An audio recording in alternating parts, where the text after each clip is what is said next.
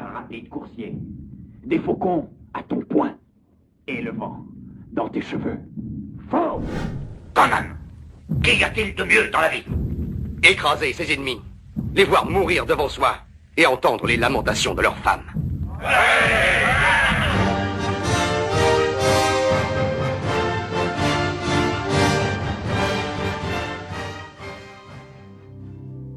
Cette histoire commence en 1956. Dans une vieille publication scientifique quasiment introuvable aujourd'hui, signée d'un illustre inconnu, un certain A.W. Anderson. Ce monsieur Anderson travaillait à la station expérimentale d'agriculture de l'Oregon à Corvallis. Son expérience consistait tout simplement à déterminer s'il était possible de stériliser des boîtes de conserve comme celle-ci avec l'aide de fortes doses de rayons gamma. Mais, hé! L'expérience de monsieur Anderson, elle ne fut pas spécialement concluante, non. Puisque malgré ces fortes doses de rayons ionisants, eh bien, les boîtes de cornets de beef testées étaient toujours contaminées, et ne se conservaient donc pas. Monsieur Anderson, vous me décevez vraiment. Eh bien pas vraiment, agent Smith, puisque sans le vouloir vraiment, notre monsieur Anderson venait de découvrir un organisme capable de résister à d'incroyables doses de rayons gamma. Et pas n'importe quel organisme, une bactérie, d'abord nommée Micrococcus radiodurans, puis plus tard Deinococcus radiodurans, notre bactérie fut celle qu'on surnomma, en hommage à ses capacités hors normes, Conan, la bactérie. Je vous dis donc bienvenue dans le merveilleux monde des bactéries, ce monde dont globalement tout le monde se fiche du fait de son invisibilité. C'est pour ça que Conan la bactérie est là, pour vous montrer les bonnes manières, et que les bactéries, elles ne plaisantent pas, qu'elles étaient là avant vous, seront là sûrement après vous, sont partout autour de vous, et même à l'intérieur de vous. Vous en avez même autant que de cellules dans votre corps. C'est dire. Parce qu'au fond, je suis à peu près certain qu'une partie d'entre vous ne savent pas exactement ce que sont les bactéries, alors qu'elles sont certainement l'un des fondements, si ce n'est le plus grand, de la vie sur Terre. Mais ne vous inquiétez pas. L'envers de la blouse est là pour vous rappeler les bases. Vous êtes en sécurité. Prokaryote, un mot que vous connaissez peut-être, qui signifie que, contrairement à vous autres, les eucaryotes, les organismes prokaryotes, comme les bactéries, ne possèdent pas de noyau au sein de leurs cellules, sorte de compartiment interne qui contient l'ADN. Les bactéries ont souvent un seul chromosome, soit une grande molécule d'ADN, qui contiendra donc l'information génétique. Et pour faire face à tout un tas de situations particulières, nos bactéries disposent également de petites molécules d'ADN circulaires, c'est ce qu'on appelle des plasmides. Ils peuvent leur permettre par exemple de résister à des antibiotiques particuliers, ou encore de porter des gènes qui sont impliqués dans la virulence de pathogènes. En bref, ce sont des informations portatives extrêmement pratiques. Il existera ensuite une immense variété de bactéries de toutes les formes, très généralement sous la forme d'une seule cellule, et bien sûr microscopique. Mais pour être franc, le terme de bactérie en lui-même est un raccourci et nous avons tendance à l'utiliser un petit peu à toutes les sauces.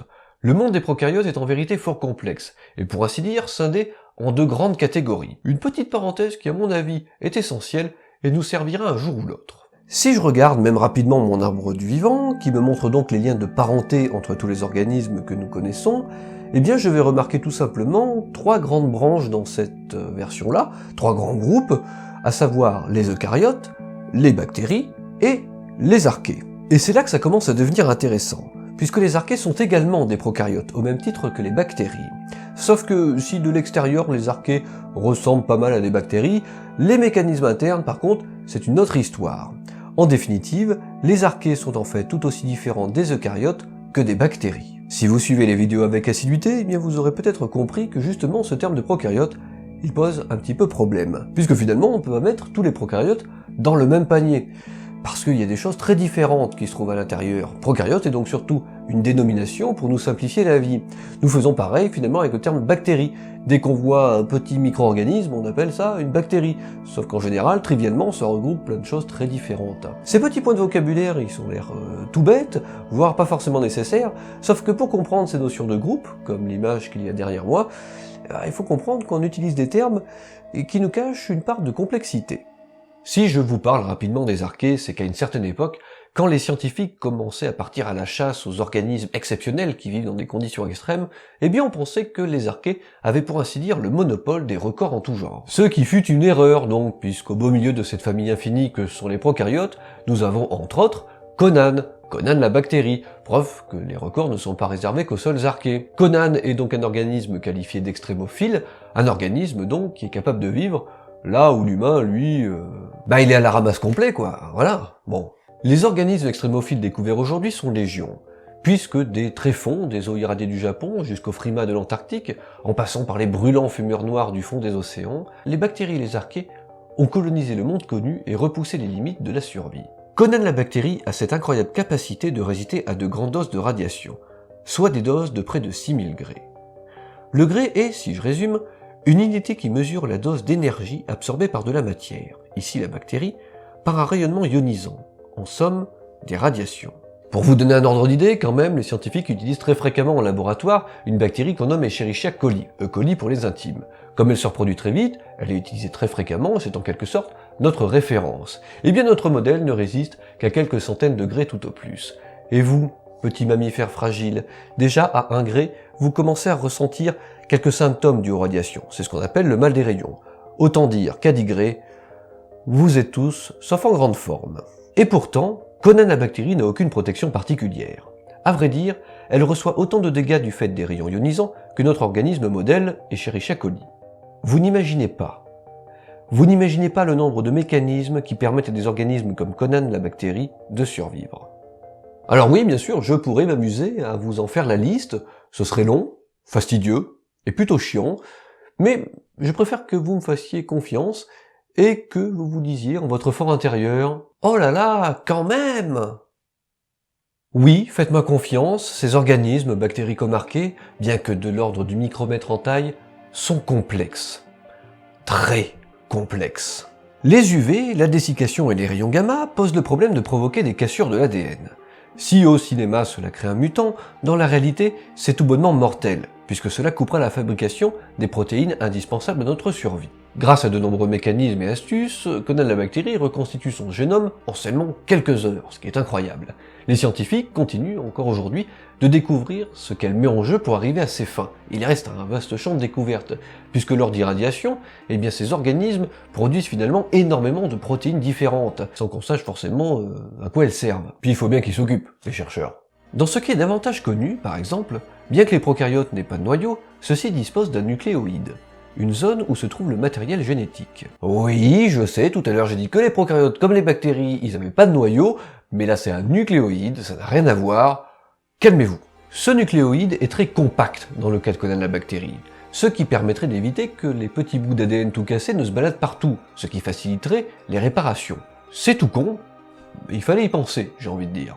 D'ailleurs, en parlant de réparation, c'est qu'après une irradiation de 6000 Gray, on compte pas moins de 200 cassures de l'ADN sur les 2 brins et 3000 cassures où il n'y a qu'un seul brin sur les 2 qui est cassé, ce qui est quand même un nombre pas négligeable.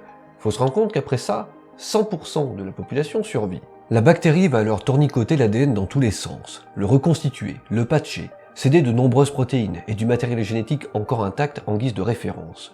Maintenant, il y a peut-être un petit quelque chose qui vous titille. On va voir si vous êtes des petits malins. Si je vous dis que, dans la nature, d'aussi grandes doses de radiation, ça n'existe pas. Alors comment se fait-il que Conan la bactérie dispose d'adaptations pour y résister?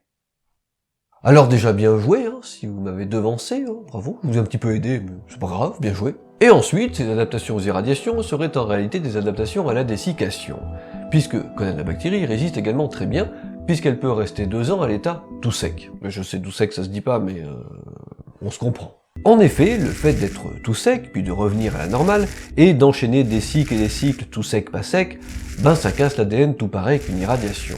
De la même manière d'ailleurs, ces mécanismes lui permettent de résister au vide, au froid, à la famine, etc., etc. Autre problème et non des moindres, les irradiations et les autres pressions évoquées provoquent l'apparition de petites molécules dangereuses pour la cellule, des ROS, Reactive Oxygen Species. Et c'est quelque chose en réalité que vous connaissez. Ah si, je vous jure, vous allez voir. Eh bien oui, ces petites molécules dérivées de l'oxygène sont tout simplement capables de faire non seulement du mal à l'ADN, mais également aux structures cellulaires. Et des ROS, vous en connaissez, parce que parmi eux se trouvent des molécules qu'on appelle les radicaux libres.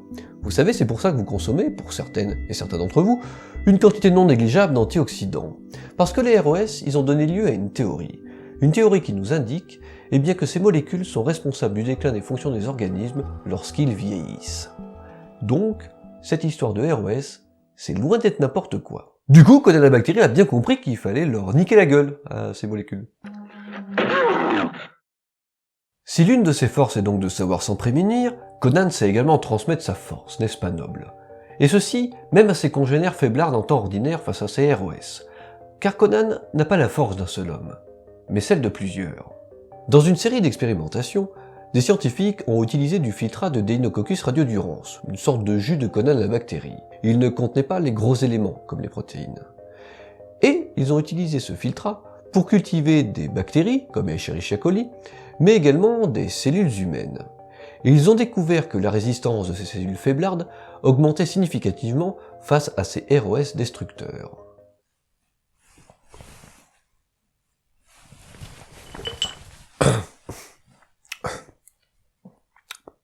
J'imagine qu'à un moment donné, vous allez me demander à quoi ça sert de zioter d'aussi près Conan la bactérie. Déjà parce que vous pouvez pas vous empêcher de poser cette question, et ensuite parce que vous n'auriez pas totalement tort. Les extrémophiles d'aujourd'hui sont capables de vivre dans des lieux où les conditions sont si drastiques que les molécules du vivant sont rapidement mises à mal, dénaturées, brisées. Certains de ces lieux interrogent parfois les scientifiques quant à leur hypothétique rôle dans les origines de la vie. Comprendre nos lointains cousins prokaryotes, c'est également comprendre le début. C'est comprendre d'où vous venez.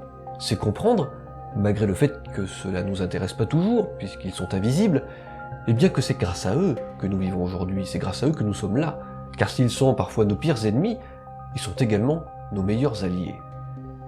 Nous y reviendrons peut-être un jour. Imaginez également comment de si petits organismes pourraient nous aider à venir à bout du cancer, voire comprendre le vieillissement, du fait de ces réactions face aux dommages de l'ADN et face à ces ROS. Comprendre comment ces organismes que nous pensons simplistes fonctionnent et résistent face à ces facteurs de risque, c'est peut-être un jour vous réparer, vous. Et toute autre chose également. Qui pourrions-nous envoyer au front réparer nos erreurs? Qui peut survivre dans ces milieux irradiés? Souvenez-vous de ces petits plasmides, cette information génétique courte et ciblée, suffisante pour qu'une bactérie change son métabolisme et dépollue des produits toxiques. C'est ce qu'on nomme la bioremédiation. Devons-nous demander à Conan la bactérie de nous aider?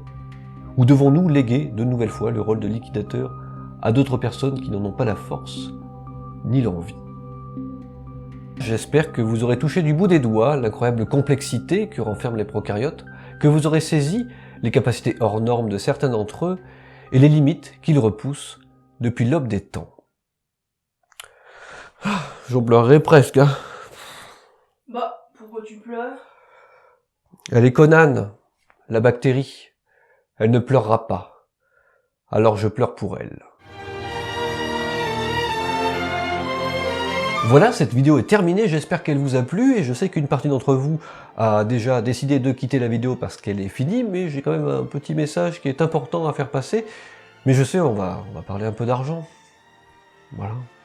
Donc je le dis pas à toutes les vidéos, mais il y a un Utip pour soutenir la chaîne, et vous aurez remarqué un petit bonus en début de cette vidéo, qui a demandé donc un petit investissement financier. Donc si vous voulez soutenir la chaîne, pensez-y, un petit tip, hein, même tout petit, un petit visionnage de pub qui ne vous coûte rien sur Utip. Et bien sûr, dans les personnes à remercier, il y a Nicolas qui a fait l'animation, je le remercie beaucoup, c'était super cool, j'aurais, je pense, aimé faire un épisode entier comme ça, ça aurait été juste incroyable, mais bon, voilà, mais c'est déjà très bien comme ça, j'adore, ça fait un petit bonus, un petit plus que j'aime beaucoup, donc merci à lui, je le remercie, et vous avez le lien de ce qu'il fait, hein, si des fois vous cherchez quelqu'un pour vous faire une animation, ce type sait tout faire, voilà, donc c'est cool, et je le remercie encore, et c'était une belle opportunité pour moi, donc j'espère qu'en tout cas elle vous a plu, cette animation. Et bien sûr, comme d'habitude, il y a les personnes à remercier, comme d'habitude, Madame la Blouse, qui fait très bien flotter les boîtes de conserve, Elixis pour la relecture, et aussi Mr. Strain pour sa relecture, un grand fan de microbiologie que tiens à saluer. J'espère que la vidéo finale te plaît, à toi aussi. Voilà. Et quant à vous, j'ai terminé, donc je vous dis à bientôt pour un prochain épisode de l'Envers de la Blouse. Salut!